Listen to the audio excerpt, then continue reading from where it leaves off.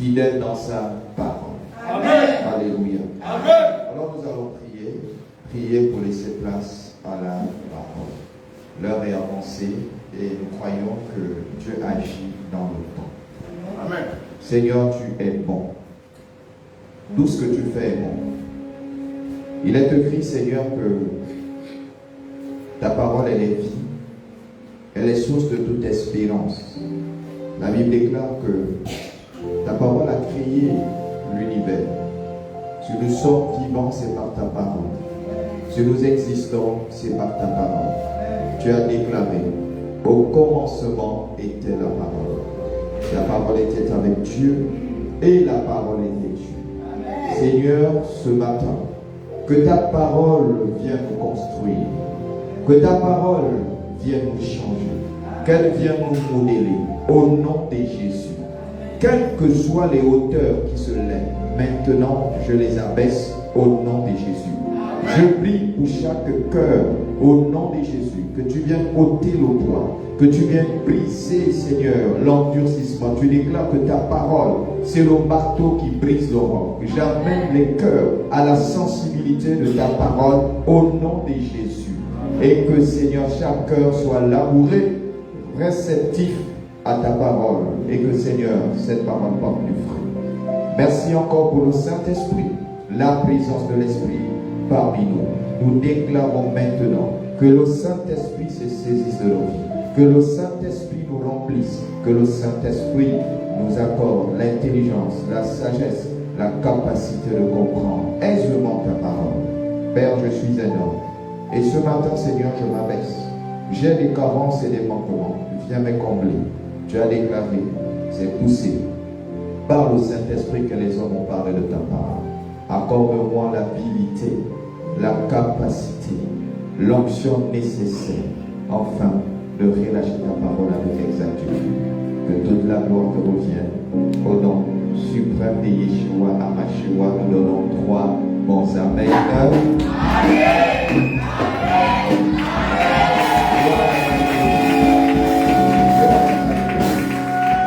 On peut s'asseoir sur la tête de nos seigneurs.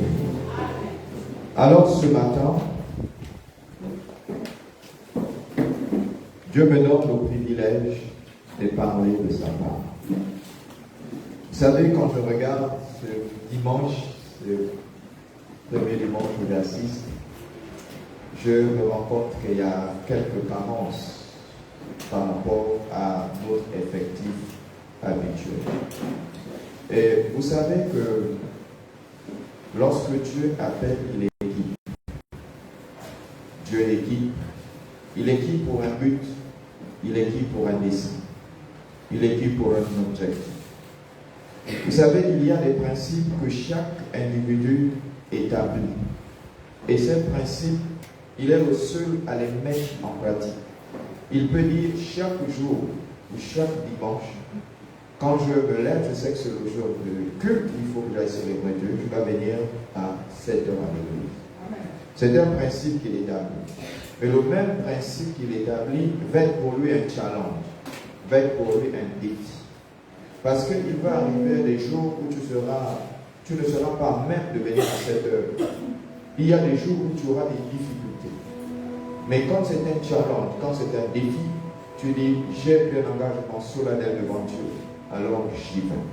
C'est ce qui peut nous permettre de triompher. C'est ce qui peut nous permettre d'avoir de la hauteur sur certains défis. Donc quand tu graves dans les tablettes de ton cœur que tu vas être là à 8h30, alors organise-toi. Mets en place des mécanismes qui te permettront d'être là à 8h. Alléluia. Amen. Vous savez, ce matin, quand je suis venu prier, je me suis levé un peu tôt, je voulais aller prendre du pain à la boulangerie. Et puis je me suis rendu compte en fait que l'objet était percé. Donc il fallait que je trouve des voies je peux descendre avant de décliner le terme et de parler. Parce que je constatais quelque chose. Donc je vais être obligé de bouger. Alors je me suis mis à ranger le pneu. Et puis je dis, Seigneur, c'est quoi cette affaire? Et je cherchais la position, je fais, ça ne passe pas, jusqu'à ce que j'ai trouvé la bonne position. Et il était déjà 6 heures dépassées, pratiquement 6 heures. l'église telle qu'elle était, parce que je ressens quelque chose, j'ai laissé ouvert, parce que quand je suis arrivé, et puis rien ne s'est passé. Rien ne s'est passé. Et puis je me suis posé la question, quel est le problème qu'il y a? Pourquoi est-ce que si je ne fais pas les choses au fond? Et puis je m'interrogeais, je demandais au Seigneur. Et puis je suis revenu, j'ai trouvé comme ça, il y a les connaissances. Donc là c'était déjà là. Et puis l'esprit, jusqu'à 7 heures, c'était pas venu. Et je suis arrivé parce que les gens peuvent constater, je n'étais pas là, je n'ai même pas prié. Et puis en dépit de tout ce que j'étais en train de faire, je me suis rendu compte que personne n'est prié. Parce que je suis une fois de plus allé me doucher, parce que j'ai beaucoup transpiré pour préparer le pneu, pour l'enlever, le changer. J'ai l'habitude de le faire, mais il fallait trouver la position, ça m'a plus le temps. Et puis je me suis dit, Seigneur, pourquoi est-ce que si je ne fais pas, personne ne fait? Pourquoi est-ce qu'il peut arriver que si je ne viens pas mettre l'esprit le matin, personne ne le fait? Qu'est-ce qui se passe en réalité? Qu'est-ce qui se passe? Et quand je suis encore revenu, je me dis, Seigneur, pourquoi est-ce qu'il y a des enfants là, d'ailleurs comme c'était là, ils ne prient pas, ils n'intercèdent pas? Pourquoi? Donc, je m'interrogeais, et puis je suis allé m'échanger, je suis venu prier. Et pendant que j'étais en train de prier, j'étais en train de voir l'atmosphère morose. Et puis je me suis dit, il y a un problème.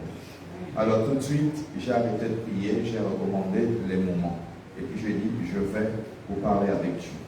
Vous savez en fait ce qui se passe. Pourquoi est-ce que c'est comme ça? Vous savez, quand vous voyez l'effectif, vous vous posez la question, pourquoi on est moins de 50 ou moins de 60? Pourquoi? Quel est le problème? Quel est le vent qui est passé pour qu'on se retrouve à cette dimension-là? Pourquoi? Qu'est-ce qui se passe? Vous savez, dans ce qui me concerne, je dis toujours aux gens, et le Seigneur a dit que le salut, il est personnel. Le salut, il est personnel. Il y a des personnes qui se sont connectées avec des autres personnes et leur vie ont basculé, ont changé, drastiquement changé. Ils sont rentrés dans l'épanouissement. Mais il y a des personnes aussi qui se sont connectées avec d'autres personnes où tout s'est assombri. Rien ne bougeait et rien ne bouge parce qu'il y a eu des mauvaises connexions. Donc il faut faire attention aux personnes avec qui on se connecte, il faut faire attention aux personnes qu'on rencontre. La vie peut basculer de manière positive ou de manière négative. Donc il faut avoir ce qu'on appelle le discernement. Alors si je vous parle de ça, c'est parce que je me rends compte en fait qu'il y a des efforts qui ne sont pas consentis de manière individuelle. Il y a des sacrifices qui ne se font pas. Si nous voulons évoluer, si nous voulons grandir, si nous voulons progresser, si nous voulons atteindre des dimensions proportionnelles, il faudrait qu'il y ait ce qu'on appelle le sacrifice. Vous savez que les gens ont tendance à parler du sacrifice et ne voient que le contexte argent. Le sacrifice, ce n'est pas forcément l'argent. Il y a le sacrifice du temps, il y a la privation personnelle, parce qu'on veut atteindre un objectif. Donc il faut faire attention, il faut faire vraiment attention, il faut faire attention. Vraiment très attention. Donc il faudrait que chaque enfant de Dieu ici aussi y prenne conscience. Vous savez, il fut un temps, je disais aux enfants de Dieu, nous n'allons pas évangéliser. Ce que nous étions en train de faire durant toutes ces années. Nous sommes aujourd'hui à 7 ans d'existence. Et 7 ans, c'est un chiffre assez pertinent. C'est un chiffre dont nous savons, c'est un chiffre où maintenant, chaque enfant de ce ministère devait être stable. C'est-à-dire qu'on ne devait pas avoir l'incontinence, c'est-à-dire qu'on devait avoir une stabilité au niveau des 7 en 7 ans. Parce que le but était de dire que durant toutes ces années, il faut faire asseoir chaque enfant, que ce soit pasteur, que ce soit diacre, que ce soit ancien, que ce soit diaconesse. Il fallait que chacun soit assis.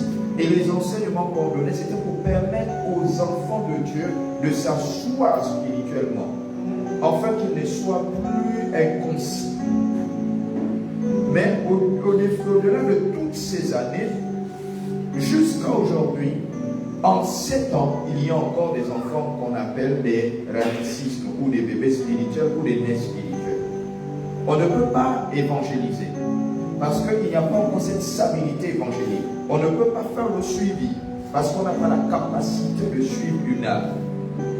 Or, en 7 ans, je pense qu'on est bien formé.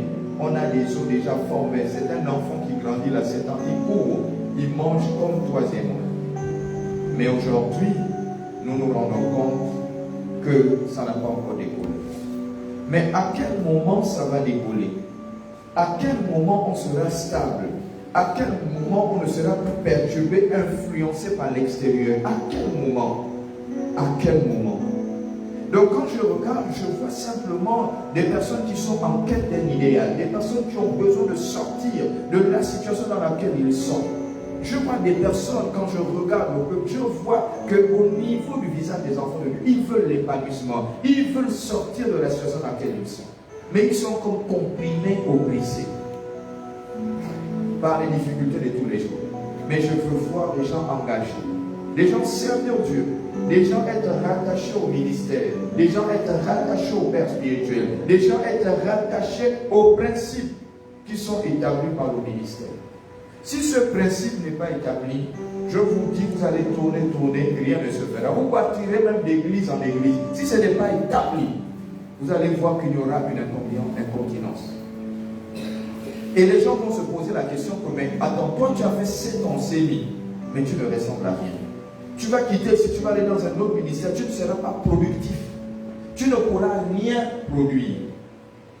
Donc moi je parle parce que je sais que je vois me touche énormément. Ce que je vois me touche. Aujourd'hui, ce que je vois me touche. Qu'est-ce qui s'est passé quand on pose la question? Alors, nous allons, pour ne pas trop parler, parce qu'on parle un peu trop, nous allons développer un thème qui taraude mon esprit en ce qui concerne l'unité. Alors, le thème de ce matin, c'est la puissance de l'unité spirituelle. Alors, vous savez, quand on parle de l'unité, si on donne la définition de l'unité, vous allez voir qu'on dira que c'est un. Si on donne la définition de spirituel, vous allez voir que c'est esprit. Mais on dit la puissance de l'unité spirituelle. Vous savez, souvent, quand les gens se retrouvent, comme on est là, si quelqu'un avait la capacité de lire nos cœurs parmi nous tous, vous allez voir que les cœurs de toutes ces personnes, que ce soit pasteur, que ce soit diacre, que ce soit membre de communion, que ce soit laïc, vous allez vous rendre compte que chaque cœur est partagé. Et souvent quand on s'assoit, on dit, ah voilà un peuple qui est uni. On ne parle pas de cette unité parce que vous êtes assis ensemble. On ne parle pas de cette unité. La Bible est très formelle en ce qui concerne l'unité. La Bible, elle est formelle. Et moi, ce matin, je voudrais parler de la puissance de l'unité spirituelle. Là, je vais vraiment plus loin. Je parle de l'unité spirituelle. Vous savez que si on parle de l'unité, vraiment fortement rattachée à la spiritualité, si tu as un problème, automatiquement, nous aussi, nous ressentons ce problème. Et que le problème que tu as nous concerne. C'est de ça dont il est question. C'est pourquoi on parle des membres. C'est-à-dire que nous sommes tous un seul corps. Ça voudrait dire que même celui qui semble être méprisable, quand il a un problème, à l'instant T, il est là. Vous savez, pendant que nous étions à la conférence, il y a ma fille là qui a accouché. Et puis elle m'a appelé, elle a accouché à la maison, et puis elle m'a appelé. Parce qu'elle m'a appelé, Parce que maman m'a appelé, après elle m'a appelé. J'ai dit, mais c'est quoi, on ne t'a pas gardé pour toi? J'ai dit, je vais passer prier. Les gens n'ont pas compris pourquoi j'ai dit, je vais passer prier. Elle n'est pas allée à l'hôpital, elle n'a pas dormi à l'hôpital, elle est simplement allée à la maison. J'ai dit, je vais passer prier. Vous voyez que ça, c'est une manifestation de l'unité. Le simple fait, vous savez, quand on parle d'unité, il y a le moi à l'intérieur. On va développer ça. C'est pourquoi j'ai dit ça, c'est la manifestation de l'unité. Tu as un problème, automatiquement, je suis là. Je suis au courant d'une situation, je suis là. Je sais qu'il y a ma fille qui était malade, même hospitalisée, mais elle a quand même chanté. Mais quand elle est arrivée à la situation, je n'avais pas l'information. Il y a même l'autre qui était malade, où je vais à l'hôpital, j'appelle quelqu'un qui dit qu'elle n'est pas à l'hôpital, et je fais demi-tour. Ça, c'est ce qu'on appelle l'unité. C'est la manifestation de l'unité. Mais quand on va rentrer un peu dans les bénéfices de l'unité, vous allez vous rendre compte que derrière cette unité spirituelle, il y a des conséquences. Il y a des conséquences. Mais cependant, je vais lire un texte biblique, nous allons nous lever dans la Genèse. Genèse au chapitre 11, à partir du verset 1 jusqu'au verset 9. Je vais lire. On on va écouter aisément l'écriture. Si j'avais un bon lecteur, ça devrait me faire du bien. Alors, Genèse 11, de 1 à 9. Toute la terre avait une seule langue et les mêmes mots. Comme ils étaient partis de l'Orient, ils trouvèrent une plaine au pays de Chinéar, où ils y habitaient. Ils se dirent l'un à l'autre, allons, faisons des briques et cuissons-les au feu. Et la brique leur servit de pierre, et le bitume leur servit de ciment. Ils dirent encore, allons, bâtissons-nous une ville et une tour dont le sommet touche au ciel, et faisons-nous un nom, afin que nous ne soyons pas dispersés sur la face de toute la terre. L'Éternel descendit pour voir la ville et la tour que bâtissaient les fils des hommes. L'Éternel dit, voici, ils forment un seul peuple, et ont tous une même langue, et cela c'est qu'ils ont entrepris. Maintenant, rien ne les empêchera de faire tout ce qu'ils auraient projeté. Alors, descendons, et là, confondons leur langage, afin qu'ils n'entendent plus la langue les uns des autres. Et l'Éternel dispersa loin de là, sur la face de toute la terre. Et ils cessèrent de bâtir la ville. C'est pourquoi on l'appela du nom de Babel, car c'est là que l'Éternel confondit le langage de toute la terre. Et c'est de là que l'Éternel les dispersa sur la face de toute la terre. Que Dieu bénisse sa parole. Amen. Je vais faire une petite exégèse de ces fragments d'écriture pour que vous compreniez les fondements de l'unité spirituelle.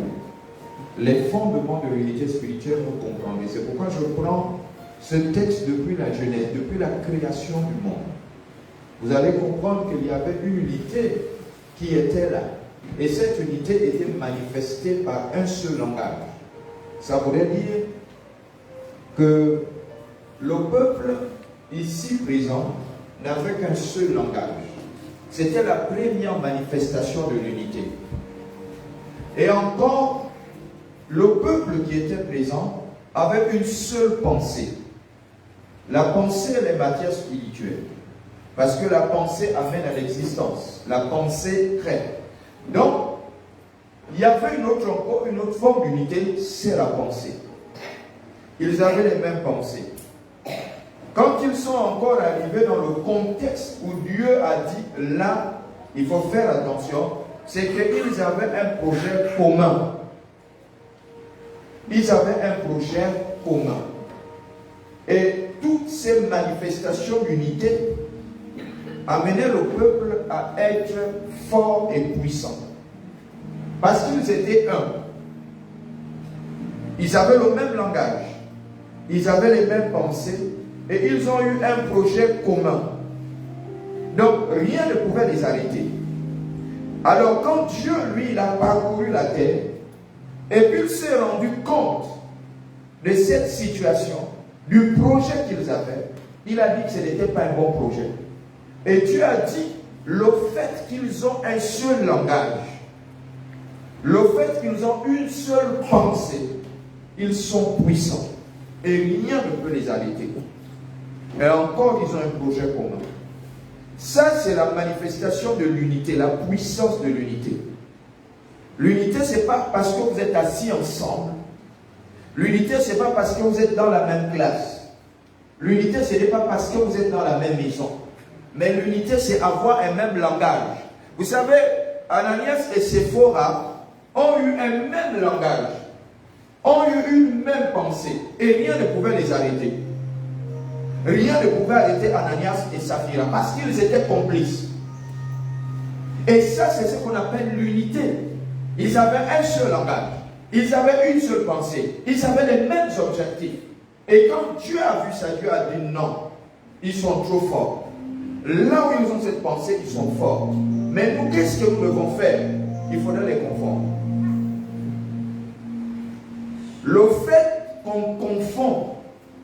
église, le fait qu'on détourne les pensées d'une partie d'église, le fait que certaines personnes qui sont dans la communauté ne voient pas comme tu vois, ne pensent pas comme tu penses, n'est pas dans les projets communs, il n'y aura jamais de prospérité, il n'y aura jamais de succès.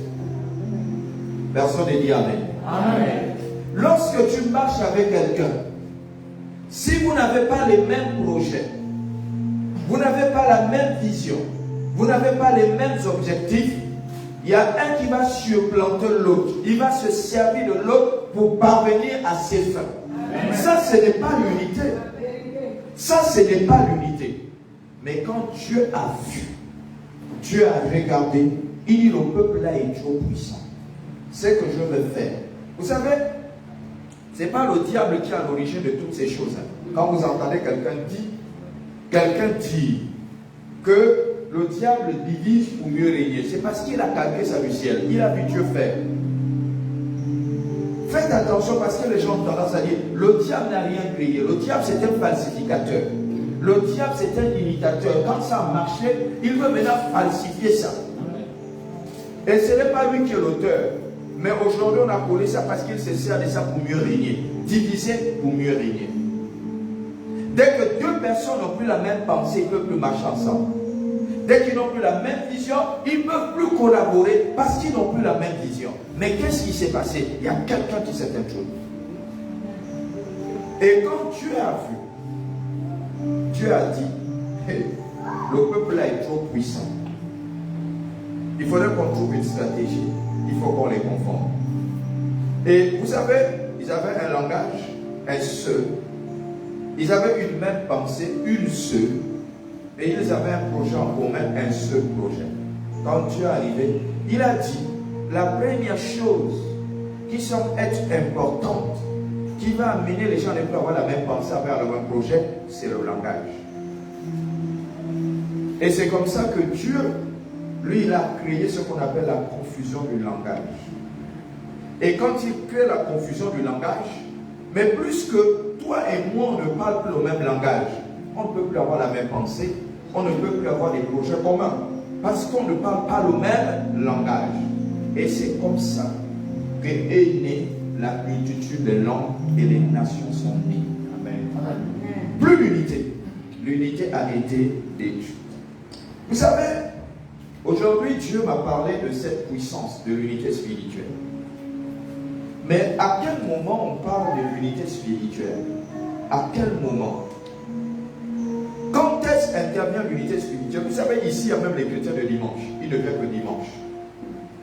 Est-ce que la personne qui vient que dimanche, ou bien la personne qui ne vient pas en semaine, j'ai lu de mes filles là qui dit, elle ne vient pas en semaine, parce qu'on l'a interdit de venir en semaine, elle ne vient que dimanche. Et je me suis dit, tu ne sais pas ce que tu rates. Parce que dans la semaine, en fait, on est en train de vous forger. Les parents ont dit, j'ai dit, oui, tu as raison. Parce que si un parent aujourd'hui arrive à t'empêcher ou t'interdire d'aller à l'église, c'est parce qu'il voit ton attitude, ton comportement, ta manière de faire. Et puis il te dit, s'il te laisse aller à l'église en semaine, ce sera pour le libertinage. Et tu peux faire ce qu'on appelle l'irréparable. Et lui, il pose s'abstenir, il vaut mieux que tu ailles le dimanche sur le matin. Mais or, on ne peut pas empêcher quelqu'un de commettre l'irréparable. Même étant à l'école, 2 heures d'absence, elle s'en va. On ne peut pas empêcher ça, ce n'est pas l'église. C'est l'attitude de la personne. C'est son attitude. C'est la manière que la personne vit, la manière qu'elle se comporte. Alléluia. Amen. Donc, nous parlons de la puissance de l'unité. C'est un aspect d'unité que je vous ai présenté. Il faut dire que dans le contexte d'unité, il y a une manifestation de puissance divine. La puissance divine est dans l'unité et nous allons voir ça. Au départ, dans ce peuple-là, que Dieu avait créé, à la fondation, il y avait un langage. Ils étaient un. Ils avaient tous la même pensée. Ils voyaient tous de la même manière. Ils sont arrivés à fomenter un projet. Et le projet est en train de prospérer. Mais quand Dieu a regardé, il a dit c'était un mauvais projet. Les mauvais projets aussi que les gens fomentent, Dieu vient confondre. Quand les projets sont mauvais, Dieu vient les confondre. Nous allons voir simplement une petite définition. Et vous allez allez comprendre un peu ce que moi, j'ai compris en ce qui concerne la puissance de l'unité spirituelle. Nous allons revenir la semaine prochaine et parler aisément de l'unité. Nous allons continuer et terminer. Donc, en petite définition simple, ceux qui peuvent écrire, écrivent. L'unité spirituelle est une union profonde. Il faut que vous compreniez. L'unité spirituelle est une union profonde entre croyants. Là, je parle des croyants. Je n'ai pas défini unité, je n'ai pas défini spirituel.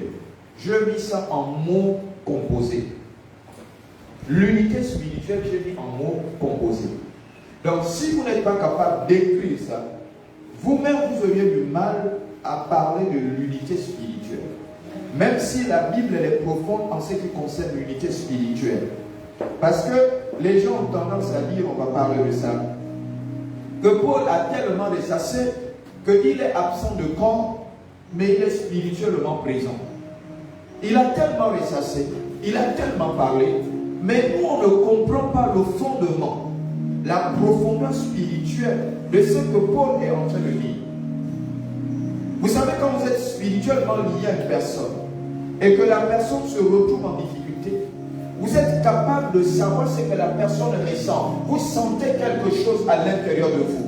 Vous sentez que c'est en train de bouillonner dans votre cœur. Et vous vous dites, il y a quelque chose qui se passe sur la personne que je connais. Parce que vous êtes liés. Tu sens ton cœur battre pendant que tu as eu. Et puis tu te dis, ta pensée va directement vers la personne avec qui tu es spirituellement lié. Parce que le lien spirituel est très profond. Le lien spirituel est très fort. Ça n'a rien à voir avec les liens de sang.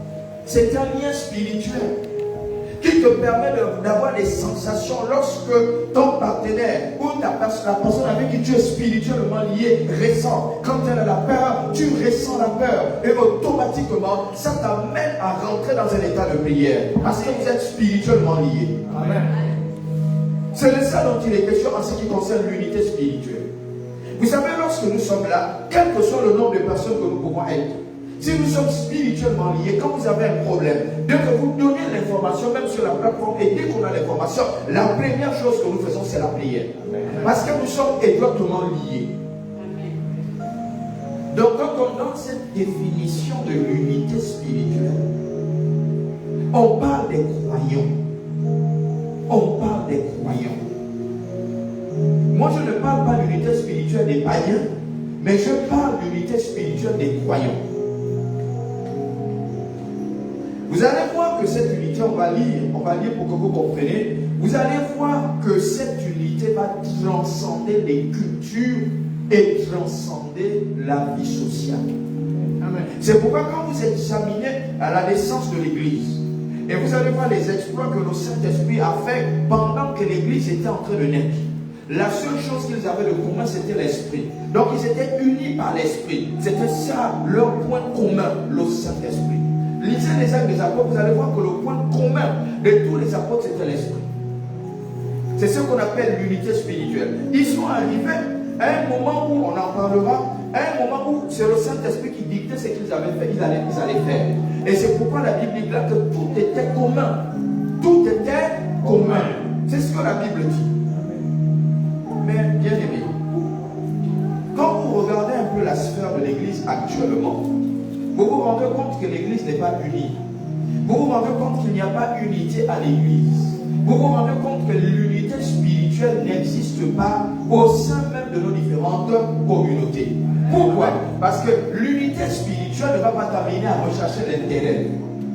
L'unité spirituelle ne va pas t'amener à dire que je poursuis l'Église parce que l'Église, d'abord, on prend soin de moi. L'unité spirituelle n'amène pas ça. Il y avait ce que la Bible dit quand l'unité spirituelle a commencé à se manifester. La Bible déclare qu'il n'y avait pas d'indigents. Personne ne dit Amen. Amen. La Bible déclare qu'il n'y avait pas d'indigents. La Bible déclare que tout était commun. Mais aujourd'hui, on est devenus des calculatrices. Amen. Dans l'église, on est devenu des calculatrices. Que ce soit homme ou femme, hein. Je ne sais pas si calculatrice a son masculin. Est-ce que calculatrice a son masculin? Calculatrice, c'est un calculateur. Calculateur, c'est ce qu'il a dit. Ah, donc ça c'est le masculin de calculatrice. Donc la personne avant de venir dit, je vais aller prier aussi. Il calcule il ne calcule pas l'aspect spirituel. Il se met à regarder le ciel. Il dit, Seigneur, quel sera mon intérêt? Est-ce que le pasteur aurait un regard pour moi? Est-ce que le pasteur va premièrement me donner un poste au niveau de l'église? Parce que je vais avoir un poste. Deuxièmement, est-ce que le pasteur, quand j'aurai un problème d'argent, va se souvenir de moi? Deuxièmement, est-ce que le pasteur, quand je vais venir lui poser le problème que je suis devant, est-ce qu'il se souviendra? Et puis s'il entend que oui, le pasteur là, il est très bon, il dit désormais je veux plus aussi. Il vient d'abord, il commence à tatouer. Ah, il appelle, oh, je suis malade. Ah, dis-moi, il y a quoi? Oh non, j'ai une ordonnance. Ok, d'accord, envoie l'ordonnance. Ça fait combien de temps? Bon, ok, on va te faire le dépôt. On va voir tel pasteur, et puis j'ai déjà parlé, il va te donner. Ok, ça c'est ce qu'on appelle la calculatrice. Et là, il n'y a pas d'unité spirituelle. Ça c'est unité matérielle. Amen. Alléluia. Amen. Et là, on est dans l'aspect spirituel, purement spirituel. Regardons la définition. Je vais parler posément, même si beaucoup ne seront pas d'accord. Je ne peux même pas parler de homme-femme dans le cadre de cette unité spirituelle. Je ne parlerai pas de la famille. Je ne parlerai pas de la famille, mais je reste dans le cadre christocentrique. On va rester dans le cadre christocentrique. Parce que, vous savez, en ce qui concerne le christianisme, permettez-moi de descendre, en ce qui concerne le christianisme, il faudrait que vous compreniez que dans le cadre du christianisme là, il n'y a ni père ni mère. Il n'y a ni femme ni mari. Quand on est spirituel, ma femme va m'appeler papa. Mes enfants vont m'appeler papa. Ce n'est pas le papa charnel, c'est le papa spirituel. Parce que je suis le guide spirituel. C'est pourquoi vous voyez le Seigneur Jésus-Christ dans le cadre ecclésiastique, quand on l'a appelé en lui disant que, mais Jésus, ton frère et ta soeur sont dehors, ton père et ta mère sont dehors, mais ils te cherchent. Il regarde tout le monde, il dit attention, attention, ne vous trompez pas. Ne vous méprenez pas sur mes propos. Il dit voici mon père, voici ma mère, voici ma soeur. Et nous qui sommes spirituels, on devrait se poser la question, mais pourquoi est-ce que j'appelle l'homme la papa? Pourquoi j'appelle la femme la maman? On devrait se poser la question. Ce n'est pas une invention des hommes, c'est purement spirituel. Lorsque vous appelez quelqu'un papa, ou lorsque vous appelez quelqu'un maman, c'est pour donner la valeur qu'elle mérite en disant que c'est notre guide. On est sous son mentorat. Donc c'est lui qui nous conduit. Donc c'est pourquoi on lui donne ce qui lui revient de droit.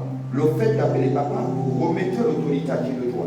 C'est pourquoi le Seigneur Jésus-Christ, il a dit, présentez-moi l'effigie un peu de la pièce. Lesquelles de cette effigie? Ils ont dit César. Il dit très bien.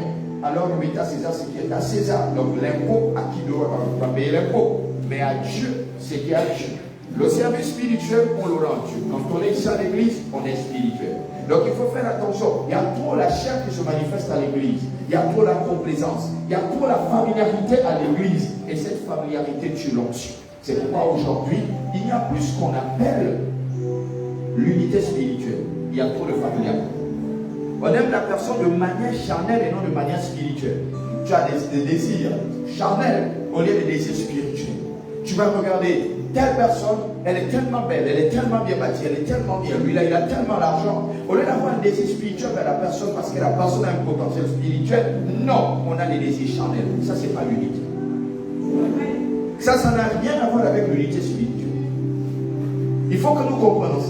L'unité spirituelle va nous amener à rechercher ce qui est spirituel et non ce qui est charnel. Parce que ce qui est charnel n'amène jamais à une puissance. Parce qu'on parle de la puissance de l'unité spirituelle. Parce que derrière, il y a une conséquence.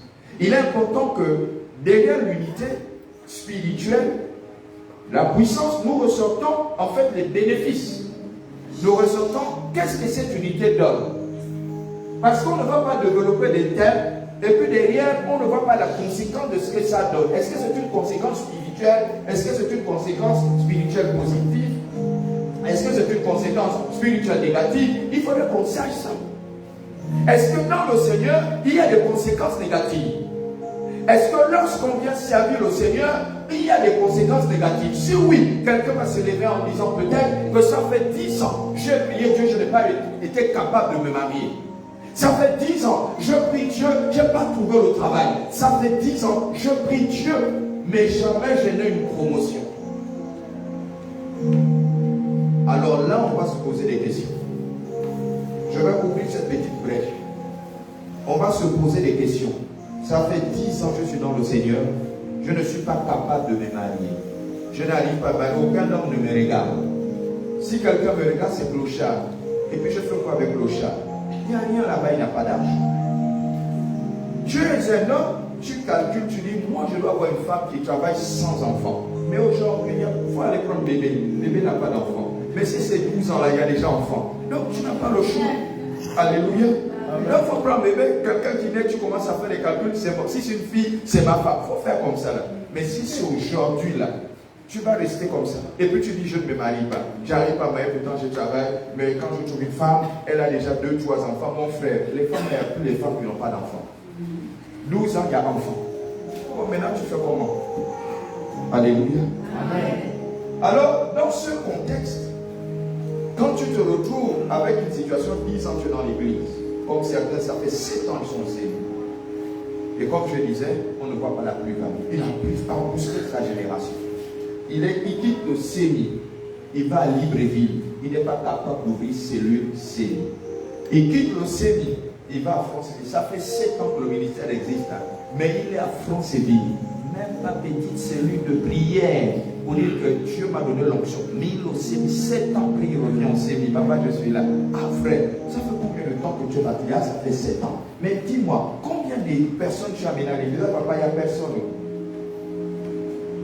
Mais comment est-ce que tu fais en 7 ans de ne pas être capable d'amener au moins une personne à l'église? Qu'est-ce qui s'est passé? Point d'interrogation. Ça voudrait dire qu'il manque de consistance. Alors ça fait 10 ans, j'ai prié Dieu et j'ai dit au Seigneur, j'ai besoin de me marier.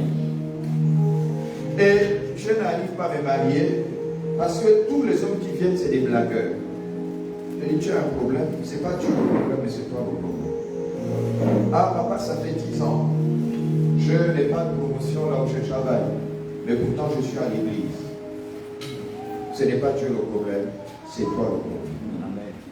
Les gens ont eu tendance à accuser Dieu pour ce qui les arrive. Or, Dieu n'a jamais été le problème de ce qui les arrive. Chacun a engendré son problème. Chacun est à l'origine de ce qui arrive. Ça n'a jamais été Dieu. Il y a des gens qui sont au bon endroit. Mais quand ils ne sont pas spirituellement unis à ces personnes, alors ils ne se sentent pas à l'aise. Alors il dit, je vais quitter cet endroit. Ce qui m'intéresse, c'est l'endroit charnel. Mais ici, c'est un endroit spirituel parce que ce qui nous lie, c'est le Saint-Esprit. Ce qui nous lie, c'est Jésus. Amen. Ce qui nous lie, c'est la parole. Donc, je vais rester ici. Dès que ces trois éléments-là, on arrive à les mettre en mouvement, vous allez voir que les gens vont quitter. Parce que quelle est la parole que tu devras trouver ailleurs que tu ne trouves pas ici? Quoi, les ambiances? On suit les ambiances. Mais dans ces ambiances-là aussi, tu vas te retrouver à être un rétrograde inconscient. Tu es rétrograde inconscient, mais tu es dans une église. Tu appartiens à cette église parce que là où tu étais, là où Dieu t'a mis, au bon endroit où Dieu t'a mis, tu es là. Je n'ai pas dit que le service était la meilleure église. Mais je pense que si on arrive à mettre sur la balance la plupart, pratiquement 100% des églises ici en Dôme, si on met sur la balance, le ciel fera partie des églises, c'est-à-dire des églises où on parle encore d'intégrité. Parce que si on parle de moi en tant que père, en tant que tel, partout où je passe, même si certains ne sont pas d'accord, je pense qu'on parle de moi dans le cadre interne, je fais partie de ces gens-là. Il n'y a rien à dire. Je fais partie. J'ai dit, il y a 100% au niveau de tout l'église ici dans cette communauté. dit des églises crédibles, où on dit les hommes de Dieu crédibles. Je vous dis, s'il y en a 5, je fais partie de ces hommes. Amen. Je n'ai pas besoin de demander là où je travaille, demandez là où je travaille. Peut-être au quartier, on me voit difficilement, dans la ville, on me voit difficilement, mais demandez là où je travaille. N'importe qui m'a côtoyé, demandez. Il va vous dire. Maintenant, il y a aussi certaines personnes, on ne peut pas plaire à tout le monde, qui va aller te peindre, qui va te caricaturer. C'est-à-dire, il voudrait que les gens pensent comme lui pense de toi. Ou bien simplement, il voudrait dénigrer la personne que tu es. Or, il était avec toi, il mangeait avec toi, il n'a jamais rien fait. Mais quand il quitte ici, tout le dos, tel est mauvais, tel fait comme ci, tel fait comme ça. En fait, il t'est caricaturé. Mais certaines personnes qui te connaissent vont dire, ah, le monsieur que je connais là, hey, je ne pense pas. Alléluia. Amen. C'est comme ça, c'est pourquoi vous voyez certaines personnes souvent, il est là 20 ans, il n'évolue pas. 20 ans, il n'évolue pas. Soit il a fait la mauvaise connexion, il s'est connecté avec la mauvaise personne qui attire la sécurité dans sa vie. Soit la personne, elle est indifférente vis-à-vis de Dieu, mais elle est tout le temps à l'église. Tous les jours à l'église, tu chauffes le vent, tous les jours, mais il n'y a pas d'utilité vis-à-vis du Seigneur. Tu n'es pas utile par rapport au Seigneur. Le Seigneur veut t'utiliser. Le Seigneur veut travailler avec toi. Parce que, écoutez-moi bien, le Seigneur, il est esprit. Ceux qui l'adorent, l'adorent en esprit. Mais cependant, Jésus a dit qu'effectivement, ceux qui m'adorent, m'adorent en esprit, mais il y en a qui m'adorent aussi dans la fausseté et dans la chair. C'est ce qu'il a dit à cette femme. Il est en train d'exprimer à la femme en disant que, mais ma femme, ma fille, je suis d'accord. Si à Jérusalem, l'heure vient, elle est déjà venue. Ou les vrais, il dit vrai. Si Dieu dit vrai, c'est qu'il y a aussi faux. Amen.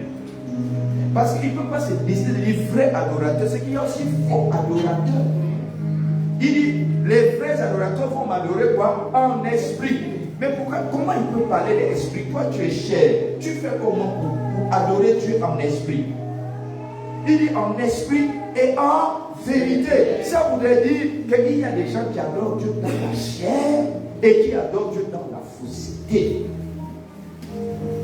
Ça, moi, je ne connais pas. Mais Dieu connaît. Dieu connaît. Moi, je ne connais pas. Moi, je vais peut-être avoir le soupçon. Non, quand je vois telle personne, j'ai l'impression qu'il court après moi. Je ne connais pas. Je n'ai jamais vu. Ça, je peux. D'abord, les gens savent ici comment je ne dépeins pas les gens. Chacun de nous connaît ça. Je ne vais jamais venir que toi, soeur, toi là, vraiment, tu fais le défilé, ou frère, toi, tu cours. Non. Mes enfants sont libres. Je n'ai jamais dit ça à mes enfants qui sont ils courent derrière des jeunes filles. Jamais. Je n'ai jamais dit ça. Mais le Dieu que je prie, c'est pourquoi certains ont les ballons d'or. Pourquoi certains, moi je ne parle pas, moi c'est moi le ventre en train de pousser. Il y a quoi? Papa, je me sens pas bien. Bon. C'est pour dire qu'il faut faire attention. Moi je ne parle pas, je prie. Dieu confond. Dieu confond. Et puis tu vois les choses ne marchent pas. Et puis tu as dit, papa, les choses ne marchent pas. Toi-même tu connais la vie que tu mènes.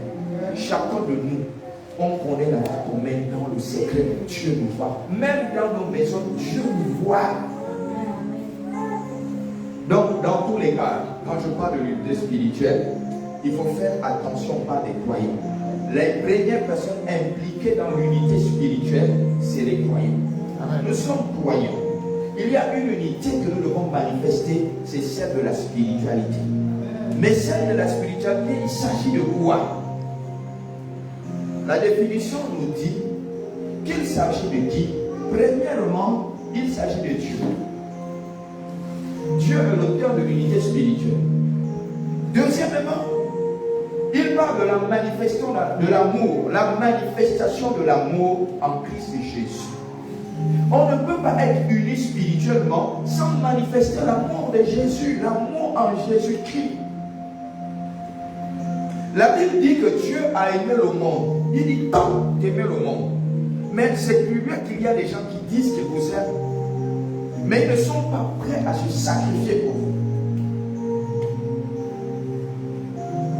Moi, si je dis, j'aime mes enfants, si mon enfant veut me dire, papa, il me manque ça. Si je n'ai pas, je vais être embêté. Mais je vais dire, ok, je vais acheter. J'ai rassuré à mon fils ou à ma fille que je vais acheter. Parce que je suis le père, il faut que je demande que je suis le père sur ce domaine. C'est là où je prends de l'ascendance sur eux. Parce que ce qu'eux ne sont pas capables de s'offrir, moi je les offre ça. C'est l'ascendance là, mais ce que moi je désire, ils ne peuvent pas. Mais c'est plus tard, quand ils seront stables, là maintenant ils prennent le relais de s'occuper de moi. C'est comme ça. C'est là où on prend l'ascendance. Donc, dans cette unité spirituelle dont il est question, il y a premièrement Dieu. Dieu, quand on parle de Dieu, on parle du Père. Après, il y a Jésus-Christ. Jésus-Christ, c'est l'amour que nous avons vis-à-vis les uns des autres. C'est spirituel. L'amour, on a développé les types d'amour qui existaient. On parle de l'amour agapaos pour certaines personnes qui savent de quoi il est question. Et dans ce même élan de l'unité spirituelle, il y a ce qu'on appelle le Saint-Esprit. Le Saint-Esprit, c'est celui qui va créer ce qu'on appelle la communion. Et tout à l'heure, dans la définition, je disais que le contexte de l'unité spirituelle va transcender ce qu'on appelle la culture, ce qu'on appelle le social. Donc la vie sociale est transcendée, la vie culturelle est transcendée. Aujourd'hui, nous sommes au Gabon, nous nous retrouvons avec plusieurs nationalités ici. Nous avons les Togolais, nous avons les Ivoiriens, nous avons les Congolais ici, nous avons les Gabonais. Au-delà de toutes ces nations, il y a aussi des ethnies que nous allons transcender. Et nous nous retrouvons avec une vision. Nous nous retrouvons avec une pensée, celle du salut des âmes. Et c'est tout ça qui crée ce qu'on appelle le lien ou l'unité spirituelle. Si ces choses manquent, l'Église aura du mal à être unie. L'Église dans laquelle nous sommes, si nous n'avons pas ces pensées et que le lien de l'amour que vous avez pour moi est manifesté par Christ, vous aurez du mal même à revenir parce que vous allez dire papa est méchant, papa est méchant, papa est méchant, papa est méchant. C'est ce que vous allez dire. Mais si vous vous rendez compte, parce que la Bible aussi dit, dans le cadre de l'unité, la Bible dit, Dieu châtie celui qui l'aime. Mais ici, si je commence à mettre la discipline, je commence à interpeller mes filles. Et moi je vois là que gloire. Les choses que vous avez sur la tête, pourquoi ça va jusqu'aux cuisses? Vous ne pouvez pas prendre votre tresse là, ça va jusqu'aux cuisses. Elle va fermer un nœud, elle va me regarder que le type là, quel problème? Que c'est moi qui l'a vu, entre temps c'est beauté. Mais il y a ce qu'on appelle l'unité de l'esprit qui va nous amener à ne plus penser et voir comme le monde voit. Vous voyez que c'est pourquoi, vous voyez, dans l'église, vous entendez telle personne est tombée, parce que la personne n'affectionne pas aux choses du ciel, et elle affectionne aux choses de la terre. Et quand tu affectionnes aux choses de la terre, c'est tout à fait normal. Hein? C'est tout à fait normal. Ici au CENI, quand nous avons commencé le ministère, j'avais enseigné ce qu'on appelle le pouvoir tellurique. Donc le pouvoir de la terre sur nous. Alors pourquoi est-ce que la terre agit sur nous? Pourquoi est-ce que la terre prend toujours de l'ascendance sur nous? Pourtant Dieu a dit que la terre c'est son marchepied. Et dans nos différentes prières, on prend à témoin la terre. Et quand on veut prier, on soulève la terre. Je crois qu'on a fait des actes prophétiques ici en prenant la terre. On a parlé à la terre parce que nous avons été tirés de la terre. Et lorsque nous allons fermer nos grands yeux qui regardent le ciel, on repartira à la terre. Il n'y a pas quelqu'un qui va échapper ici. On repartira à la terre. Et tout ce que nous portons comme habit, je vois, je suis quand même joli garçon, je suis bien habillé, tout ça là est tiré de la terre. C'est pourquoi vous voyez ces vêtements-là, souvent, nous attirent parce que les éléments aussi là se reconnaissent et on aime ça. L'or est tiré du sol. Toutes les richesses sont tirées du sol. L'argent est tiré du sol. Et ça nous attire. Le bois que vous voyez, tout ça c'est tiré du sol. C'est l'argent. C'est avec le bois qu'on fait l'argent.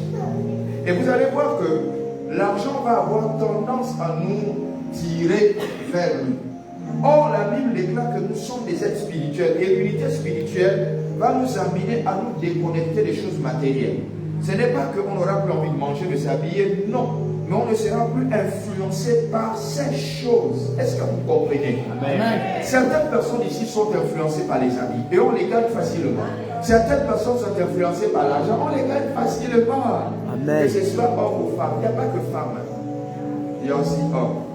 C'est pourquoi on rentre dans tout type de loge. On te combat au travail, tu es fatigué, tu dis non, on m'a trop combattu. Non, on m'a trop combattu, je n'évolue pas, je n'ai pas promotion. Moi-même, j'ai envie de gérer le week-end. Ah. En tout cas, s'il n'y a que moi, je veux rester manœuvre à vie. Moi là, je veux rester manœuvre. Si je suis manœuvre là, je reste à vie manœuvre. Si c'est pour être dans l'auge, pour avoir une richesse superficielle, j'ai dit non. Parce que l'éternité, ce n'est pas sur la terre. Ça va passer. Et peut-être que les gens vont commencer à se bagarrer. Mon propre enfant est déjà dans la terre à cause des biens que le Père a laissés. Ah, mes enfants ne bénéficient pas de ça. Parce qu'il allait dans le secte. Les autres vont dire non. Pour qu'il arrive à ce niveau, il a quand même tué mon enfant. Quelqu'un va se lever l'enfant, mais on a pris celui qui est riche dans la famille. Qu'est-ce que j'ai fait? Rien du tout. Alors si je parle de ces choses, c'est pour que vous compreniez que chacun garde sa position. Ne pensez pas que parce que vous êtes influencé par le travail ou on vous influence en vous faisant la cour, en vous promettant des postes, en disant que si tu viens sur mon lit, tu auras tel poste, en disant que si tu rentres dans la loge, tu auras tel poste. Or, tu as un lien spirituel. Tu as des enfants spirituels, des amis spirituels, tu as des frères spirituels, tu as une famille spirituelle. Dans ce contexte, tu vas voir les gens qui sont liés à toi, ils vont prier. Peu de personnes ici viennent dire, papa, j'ai telle situation, on va voir ses compagnons de prière pour dire, j'ai une situation, on m'harcèle au travail. On m'harcèle au travail. On me propose d'aller dans l'auge. Parce qu'on me dit que si je vais dans la loge, on va me donner le service là à la gestion. Qu'est-ce que toi tu fais? Tu viens voir tes compagnons de prière, tu expliques, et puis vous commencez à prier pour que les choses changent. Moi là, je suis imperturbable dans ça. Vous n'allez pas m'influencer. L'argent ne m'influence pas. Donc je ne peux pas rentrer dans ça. C'est pourquoi je parle aujourd'hui de la puissance de l'unité spirituelle. La puissance de l'unité spirituelle va te permettre d'avoir une évolution au niveau de l'Église. Parce que même quand on parle des dons spirituels, le don spirituel ne se manifeste pas au quartier. Ne pensez pas que le don spirituel se manifeste au quartier. Tu as épaule carrée, je suis prophète, tu vas dans une maison, tu commences à prophétiser. On va dire tu es sorcier. Et si quelque chose arrive, c'est fini pour toi. C'est toi qui as tué. Les dons spirituels se manifestent dans l'église. Il n'y a pas un endroit que ça ne se manifeste pas. Non, tu as épaule carrée sur le nom de guérison. Vous savez, un jour j'étais allé prier dans un hôpital parce qu'à l'époque, Dieu m'utilisait. J'ai souvent l'habitude de dire ça. Dieu m'utilisait. Et puis j'ai fait le travail de délivrance. Je suis allé prier à l'hôpital de Kembo. On a fait parce que je prie dans tous les hôpitaux qui existent à Libreville. Il n'y a pas un hôpital public où je ne suis pas allé prier.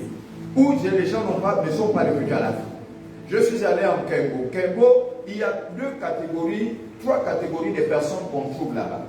Les premières personnes, ce sont les lépreux. Les deuxièmes personnes, c'est ceux qui souffrent de la trisonomie, que les médecins, ceux qui sont... voilà. Voilà, ceux-là, c'est ce qu'on appelle la maladie du sommeil. Voilà, la maladie du sommeil. Il dort, il se réveille. Parce que je dis, mais il y a quoi, comment? Je ne savais pas que le sommeil est une maladie. C'est là où j'ai découvert ça. Mais ce n'est pas fini. Il y a ce qu'on appelle les tubercules. Hey, papa, tu vas prier pour les tubercules. Je dis, Dieu m'envoie là-bas. Dieu m'envoie là-bas. On a fait ceci. Écoutez, j'ai dit, on va prier. On a vu le médecin-chef. On a dit, docteur, nous on vient ici, on fait les dons. Qu'est-ce qu'ils ont besoin? Parce qu'on vient en même temps prier. Ils ont besoin de quoi? Il a cité. On a fait les dons, on a tout fait. Le médecin, il gagne. Il gagne. Parce qu'après, une partie va chez lui. Ce n'est pas que pour les malades. Et maintenant, quand on a fait les dons, il fallait plus écouter les malades. Les lépreux m'ont fait peur. Parce qu'à Port-Gentil, je les avais eus aussi. Ils sont du côté des Satom, ceux qui connaissent Port-Gentil. Je les avais eus, comment on appelle, sur les du côté des Satom là-bas. Juste sur le boulevard, ils sont à un côté là. Mais les Port-Gentil sont où? Je suis parti là-bas. Les lépreux font peur, hein? Je dis, quelqu'un, la maladie là, c'est une mauvaise maladie. Elle ronge, elle ronge, elle ronge. Elle te ronge tous les doigts. Seigneur, il faut prier. Et puis, ils sont à la fin de leur maladie. Et puis, ils sont maintenant là. Quand les parents voient qu'ils ne sont plus utiles, qu'ils ne sont plus collectifs, les parents les abandonnent à l'hôpital. Donc, ils dorment là-bas, ils vivent là-bas, et tout ça là. On est allé, on a prié pour eux. On est allé, on a prié pour ceux qui avaient la maladie du sommeil. Bon, le sommeil là, c'était compliqué. On a prié, on les a laissés. Maintenant, on est allé chez les tuberculeux. Les tuberculeux, c'est là où c'était même compliqué. On a fait, j'ai commencé une chambre. J'avais une équipe. Une chambre, 2 chambres, 3 chambres. Je suis arrivé dans une chambre où il y avait 2 jeunes femmes. Il y a une qui était asséchée. Celle-là, les bénédictions disent, pasteur, celle-là même, la semaine prochaine, même demain, va mourir. L'autre qui est encore bien portant, écoutez, quand je suis rentré dans la salle, les médecins parlent, Dieu a ouvert mes yeux. Et quand Dieu a ouvert mes yeux, celle qui était asséchée là, j'ai vu la vie. Maintenant, celle qui était bien forte là, j'ai vu la mort. Oh, ce que l'autre a dit et ce que moi je vois, c'est différent. Alors on a commencé. Avant, on a demandé, est-ce que toi tu connais le Seigneur? Elle fait comme ça là. Ok. Premièrement, je vais d'abord te faire la confession de foi. Comme ça, si tu meurs, au moins tu as déjà accepté le Seigneur. Même si tu pars aujourd'hui, tu iras au ciel.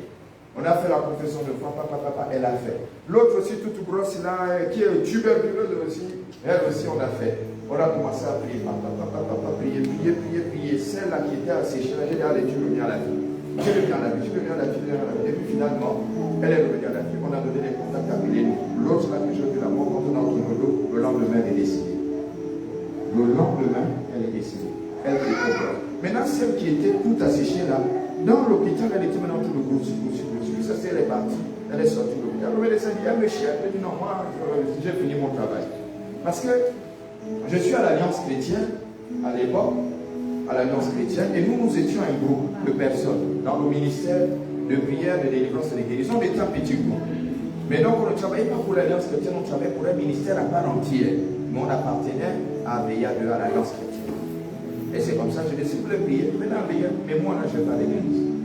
Donc, c'est comme ça qu'elle est sortie. Quelques semaines après, elle est sortie, l'autre, elle est décédée. Vous voyez que, quand on parle du spirituel, de l'unité spirituelle, c'est une brèche que je voulais ouvrir pour que vous compreniez mieux en ce qui concerne le spirituel.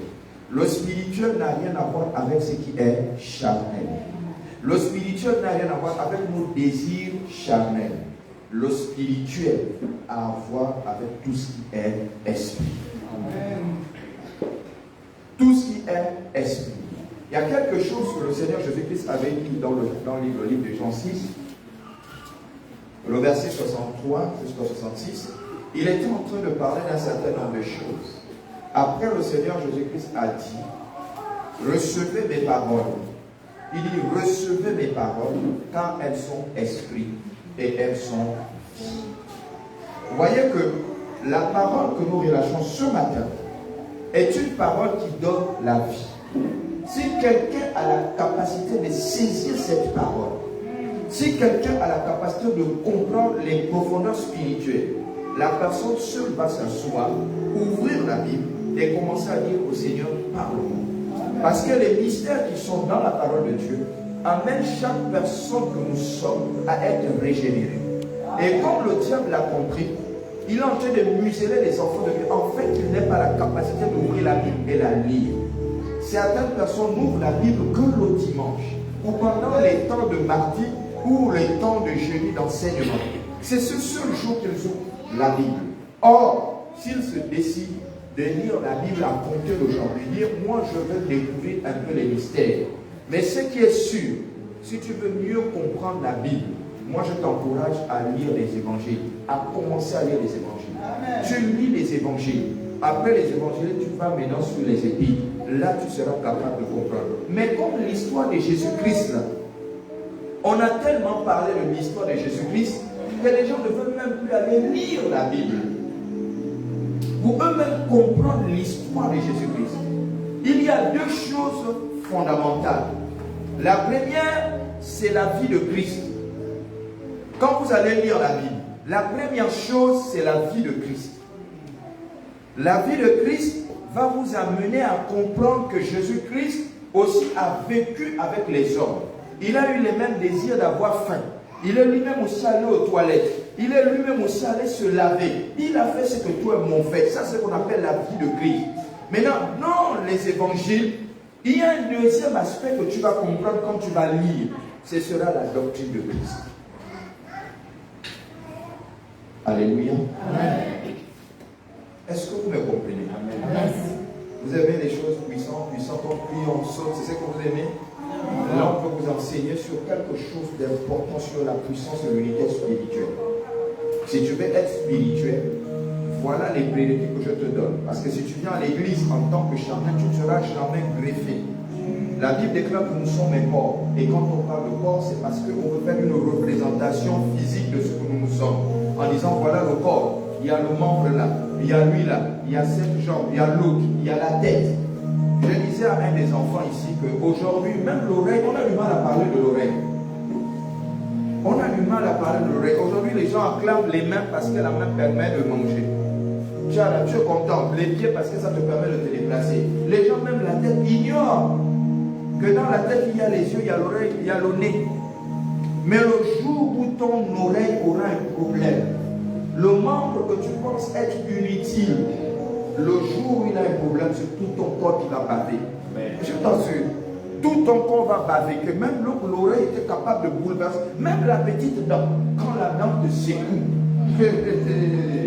je sais de quoi il est question là, dent. Même un petit abcès, quand l'abcès attaque la cuisse,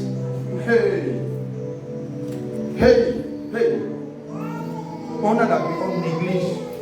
Vous ne négligez rien, même l'orteil là. Va, tu trébuches et puis l'ongle s'arrache. Tu marches, tu trébuches, boum, tu cognes une pierre, l'ongle s'arrache. Tu vas commencer avec les pierres. Tu auras du mal à marcher. Donc ne négligez rien sur le corps. C'est pourquoi vous voyez, quand on fait un accident, et puis on va amputer par exemple 2 de tes orteils. Dès qu'on ampute, on met tout ce qu'il faut. Quand tu vas te cicatriser, on va faire ce qu'on appelle rééducation. Pourquoi rééducation?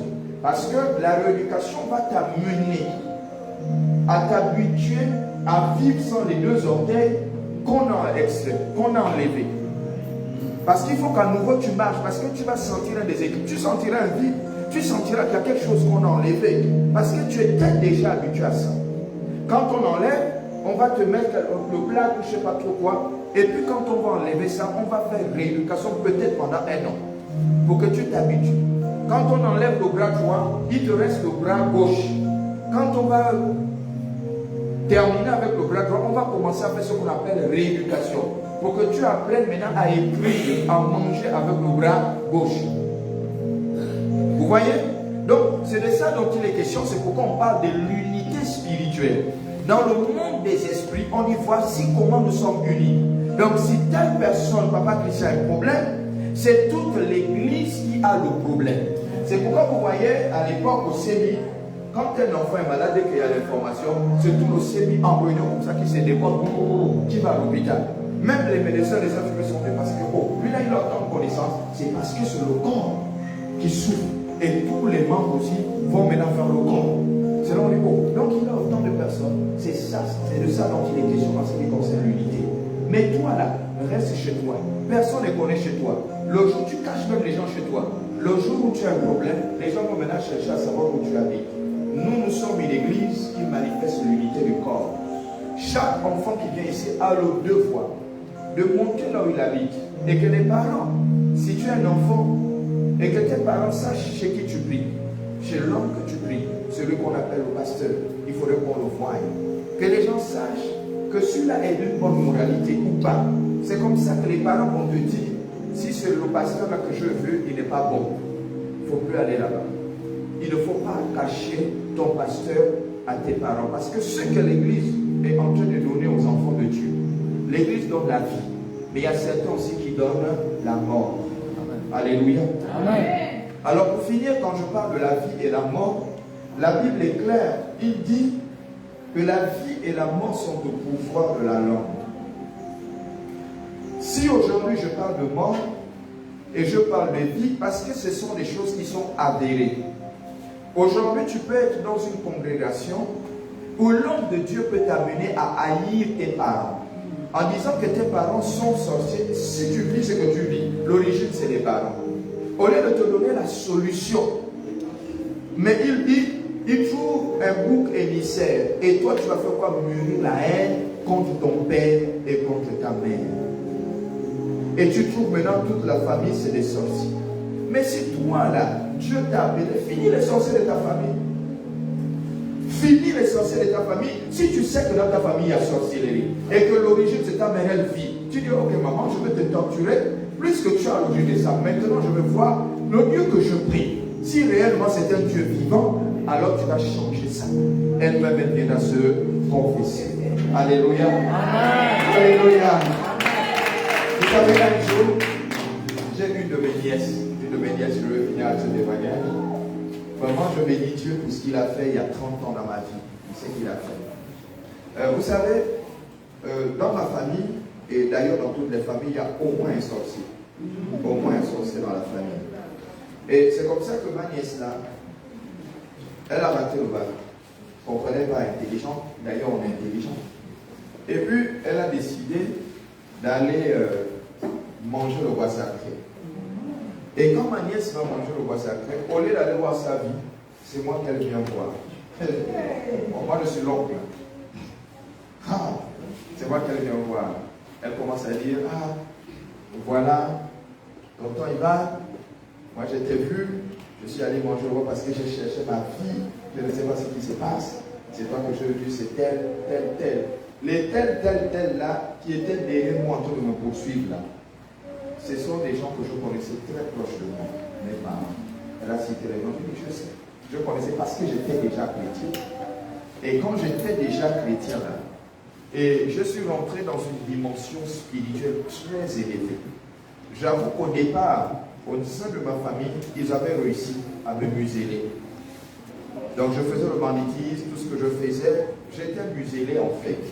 Mais quand Dieu m'a visité, quand il est venu vers moi, les choses ont commencé à changer. Parce que je suis rentré dans une dimension de prière. La prière, c'est bon. La méditation de la parole de Dieu, c'est bien. Le jeûne et la prière, c'est encore mieux. Et c'est comme ça que je commençais à faire le travail. Quand elle est venue me dire, j'étais déjà dedans, j'ai dit, je sais, je suis en train de régler leur compte. Je vous dis, je vous assure, que ces mêmes sorciers-là, les mêmes sorciers de ma famille, je ne peux pas vous expliquer ce qu'ils faisaient, les mêmes sorciers de ma famille ont sollicité que j'aille prier pour eux. Le jour où Dieu ouvre le ciel et me donne le travail, ce jour-là, ils ont reconnu. C'est à partir de là où dans ma famille, les gens ont commencé à prier Dieu. Ils ont reconnu que le Dieu, parce que les gens voyaient que c'était le folklore. Quelqu'un qui était délinquant, quelqu'un qu'on ne savait plus, c'est-à-dire qu'il n'y avait plus espoir dans sa vie. Et puis un matin, il se lève et on apprend qu'il est maintenant chrétien. Et que celui-là qui était dans la rue, qui annonce maintenant l'évangile aux gens. Les parents ne croyaient pas. Aucun de mes parents ne croyait. Mais moi j'ai dit, je crois au Seigneur. J'ai arrêté cigarette, j'ai arrêté boisson. En tout cas, j'ai arrêté tout ce qu'il fallait arrêter. Tout ce qui était mauvais, je faisais. Je voulais goûter à tout. J'ai arrêté. Ça, c'était le premier miracle. Le fait d'arrêter toutes ces choses, ce n'est pas déjà un miracle. Ça ne témoigne pas que je crois en Dieu. Mais il n'était pas convaincu. Je persévérais. Jusqu'à ce qu'en 2005, c'est là où les grandes choses se passent, le miracle s'accomplit. Les PCA, on ne gagne pas le concours des PCA n'importe comment. Si tu n'as pas un parent. Quand je rentre aussi à la SEG, parce que c'était la même période. Donc, eux, ils ont vu ça que ça, c'est vraiment le mystère de Dieu. Qu'en même temps, je gagne le concours des PCA, en même temps, la SEG m'appelle. Donc, j'ai le choix. Et quand j'ai le choix, je choisis simplement la SEG. Et quand je vais dire aux parents, mais je ne dis pas aux parents que j'ai gagné le concours, je ne dis ça quand j'ai déjà fait les papiers. Il faut écouter, hein. J'ai fini de faire les papiers, j'ai mon billet d'avion. Parce que j'avais été avec Cap Gentil. Si c'est en cours, tu viens de gagner, tu cours, ils vont renverser. Il faut faire que les papiers sont finis, les contrats sont signés. Tu as le billet d'avion. Attention, il faut m'écouter, ne pensez pas.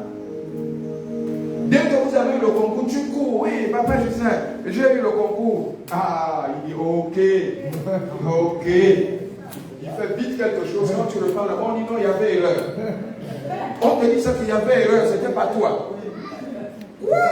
Mais pourtant, on dit il y avait erreur. C'est parce que tu es venu informer. Informe quand les papiers sont là. Tu as tout. Visa, billet d'avion, tout est payé par l'entreprise. Tu viens simplement les informer que je suis en train de partir. Quand je les ai informés, ce jour-là, ils ont cru. Parce qu'il y avait la vérité. C'était moi seulement. Ils ne pouvaient plus malgré la magie. C'était déjà là. J'avais mon billet d'avion. Ils ne pouvaient plus rien. Les sorciers, ne blaguez pas. Il peut changer ta destinée. Amen. Faites attention. Il est là, il rigole avec vous, pensez qu'il vous fait du bien. Faites attention. Et c'est à partir de ce jour, 2005, dans ma famille, on sait vraiment que je suis chrétien, vraiment que je sers Dieu, et que Dieu a la capacité d'ouvrir le ciel.